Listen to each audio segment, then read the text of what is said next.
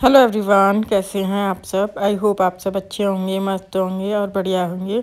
तो अभी जो है ये शाम का टाइम है और काफ़ी दिन पहले का व्लॉग है ये, क्योंकि लगभग मैं 1 महीने से व्लॉग नहीं कर पा रही हूँ क्योंकि घर में ना वाइट वॉश चल रहा है। पहले ऊपर चल रहा था, फिर बीच में चल रहा था, तो समझ नहीं आ रहा था कहाँ कैमरा रखूँ, कहाँ क्या करूँ, कुछ समझ नहीं आ रहा था। सब कुछ ऐसे हो रखा था, इधर उधर फैला हुआ, कहीं कुछ फैला हुआ, कहीं कुछ फैला हुआ। तो अभी जो है मैं शाम के टाइम, मतलब शाम का टाइम हो रहा है, चाय रखी है मेरे पास। तो चाय पीते पीते मैं अपना राशन का सामान लिख रही थी और साथ में म्यूज़िक भी चला लेती हूँ कभी कभी, तो वो भी सुनते सुनते मैं अपना सामान भी लिखती रहती हूँ। तो राशन में जो भी सामान लाना होता है शाम के टाइम लिख लेती हूँ और चेक कर लेती हूँ कि कुछ छूटा तो नहीं या कुछ रह तो नहीं गया। तो चेक करने के बाद सारा सामान लिख रही थी। और वाइट वॉश की वजह से ना पूरा घर इतना ज़्यादा गंदा हो रखा था ना कि जिसका कोई वो ही नहीं है। मतलब ऊपर, पहले ऊपर हुआ, तो अभी अभी शायद इस समय ऊपर चल रहा था, फिर उसके बाद नीचे हुआ। तो नीचे करने के टाइम पर जब आई थी ना वो ऊपर से नीचे, तो बहुत ज़्यादा सब कुछ फैल गया। और 1 महीना हो गया लगभग इनको वाइट वॉश करते करते, या हो जाएगा। तो सामान लिखने के बाद मैं यहाँ पर आ गई थी चॉपसी बनाने के लिए। तो बच्चों की डिमांड थी कि चॉपसी बनाओ, तो यहाँ पर नूडल्स को मैंने बॉईल कर लिया। बॉईल किया हुआ है, जैसे चाउमीन बनाते हैं, बस वो बॉईल होती हैं, तो उनको बस ऐसे ही रखना है। और उसके बाद इसमें मैंने डाला है कॉर्नफ्लोर। कॉर्नफ्लोर को अच्छे से मिक्स कर लेंगे। कॉर्नफ्लोर थोड़ा सा क्रिस्पी रखता है, इसीलिए डाला जाता है यहाँ पर। और ये सब चीज़ें ना कभी कभी ही बनाई जाती हैं क्योंकि इनमें मेहनत बहुत लगती है। तो यहाँ पर जो है इनमें अच्छे से मिक्स हो गया है कॉर्नफ्लोर। और ऑयल को मैं काफ़ी तेज़ सा गरम कर लूँगी। काफ़ी तेज़ मतलब गरम हो जाए जब इसमें डालनी है। और उसके बाद इसमें डालेंगे हम ये नूडल्स को, इस तरह से डाल देंगे। और इनको जब तक फ्राई करना है जब तक ये पूरी तरह से क्रिस्पी ना हो जाए, क्योंकि जब तक मतलब बहुत टाइम लेती हैं ये सीखने में ना, थोड़ा सा टाइम लेंगी। तो बस इसको ऐसे ही छोड़ देना है और ये धीरे धीरे क्रिस्पी होना शुरू हो जाती हैं। सीखने में टाइम लगता है, तो इस तरह से सारी फ्राई करके रख लूँ।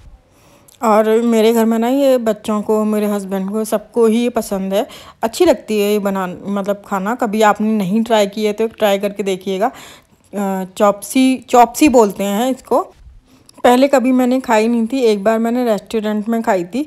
उसके बाद से फिर मैंने सोचा कि क्यों ना एक बार घर पर भी ट्राई करूँगी। तो घर पर बनाई तो बन गई, मतलब आसानी से बन गई कुछ।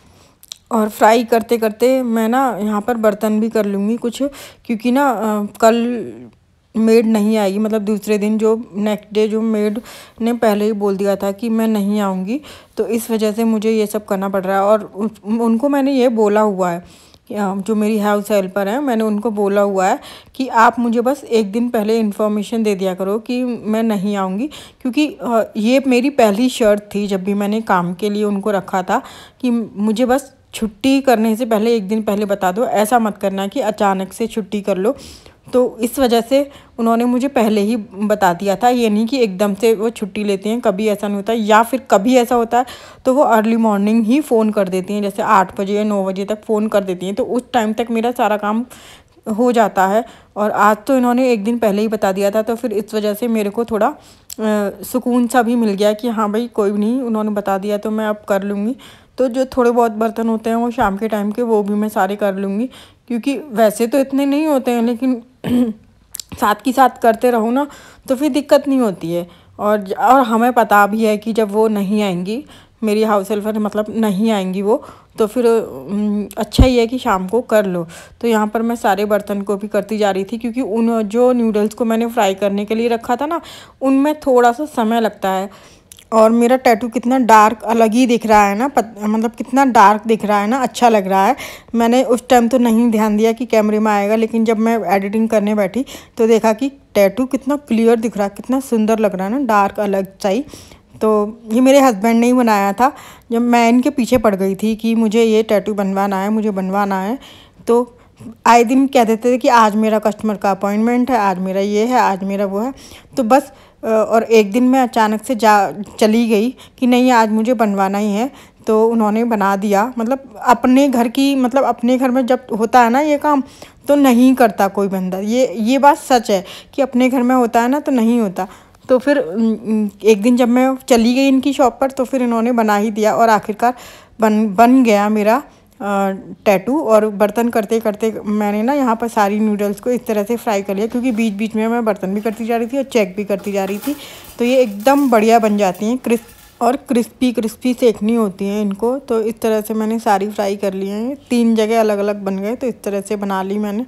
और अब मैं बनाऊँगी इसकी ग्रेवी बनाने के लिए मैंने यहाँ पर जो ऑयल लिया था उसी को कम करके और इसमें थोड़ा सा ऑयल लिया, उसमें 1 चम्मच ही ऑयल लिया है, क्योंकि कढ़ाई बहुत चिकनी है तो ऑयल बहुत कम लगेगा। तो उसके बाद इसमें मैंने डाली है प्याज को बारीक काट लो, जो आपका मन करे जैसे आप काट सकते हो, बारीक काट सकते हो, थोड़ा लंबे स्लाइसिस में काट सकते हो, जैसे भी काट सकते हो, कैसे भी काट सकते हो।